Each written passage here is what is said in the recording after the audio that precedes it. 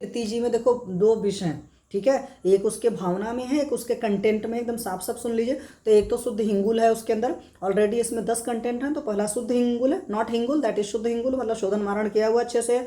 शुद्ध वत्सनाभ है, बहुत हाईली पॉइजनस होता है। एकोनिटम फेरोक्स जो है, तो ये बहुत बहुत बड़ा पॉइजन हमारे यहाँ हलाहल टाइप का समथिंग है। तो लेकिन शोधन मारण करके अच्छे तरीके से यूज़ होता है, मतलब शुद्धिकरण अच्छे से कर दिया जाता है, तो देन वही जहर जो है विष बन जाता है, ठीक है, सॉरी, मतलब वही जहर जो है अमृत बन जाता है। फिर त्रिकटु है, त्रिकटु का मतलब जो आयुर्वेद के प्रैक्टिशनर है वो सारे जानते हैं। सूंठ मरीच पिपली, या सिंपल लैंग्वेज आप समझ लो, सूंठ हो गए, मरीच मतलब काली मिर्च हो गई, और पिपली हो गई, पिपली आती है ना लंबी लंबी सी, और सुहागे की खील या फूला है, और साथ में पिपला मूल है। तो ये जो 7 कंटेंट है, ये सारे इसके अंदर कंटेंट है। अगर इसमें आप भावना देखोगे तो भावना इसमें तुलसी स्वरस की भी पड़ी हुई है, इसमें आपके अदरक स्वरस की भी भावना पड़ी है, और इसमें धतूरे के रस की भी भावना पड़ी है। और जो भावना पड़ी है वो तीनों द्रव्यों की 3-3 भावना पड़ी है। भावना का तरीका क्या होता है कि मान लो आपने सारे चीज़ें जो थी कंटेंट उनको सबको पीस लिया, पीस का मतलब चूर्ण बना लिया, पीस लेने का मतलब होता है उनको पाउडर बना लिया, पाउडर बनाने के बाद उनको कपड़े से छाना, कपड़ से चूर्ण किया, और फिर उसके बाद में एक बार उसमें डाला और उसको धूप में सुखाया, अच्छे से सूख गया, या छाँव में भी कई बार कई सारी चीज़ों में सुखाया जाता है, उसको सुखाया, फिर अगली बार फिर सूख गया, फिर से डाला, फिर सुखाया, फिर डाला, फिर सुखाया। तो 3 बार, तो 3 9 बार है। तो इट मीन्स कि इट विल टेक टाइम।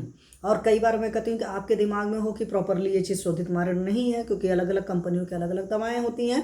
तो हमेशा जिस चीज़ का, जैसे वत्सनाभ का जहाँ से शोधन जिन द्रव्यों से किया जाता है, हमेशा अनुपान के साथ उनको चलाइए, या धतूरे का शोधन जहाँ से किया जाता है उन द्रव्यों को अनुपान के साथ चलाएंगे तो आपको बहुत शानदार रिजल्ट आएंगे। तो त्रिभुवन कीर्ति का एक तो ये हुआ, जितने सारे कंटेंट थे वो सारे कंटेंट इक्वल रेशियो में है। जो आप इसकी गोलियां बनाते हैं वो गोलियां आपकी एक एक रत्ती की होती है, एक रत्ती बराबर मतलब 125 मिलीग्राम। तो आपको ये भी पता होना चाहिए कि त्रिभुवन कीर्ति की जो डोज है, एग्जैक्ट डोज है, वो एक रत्ती की गोलियां हैं।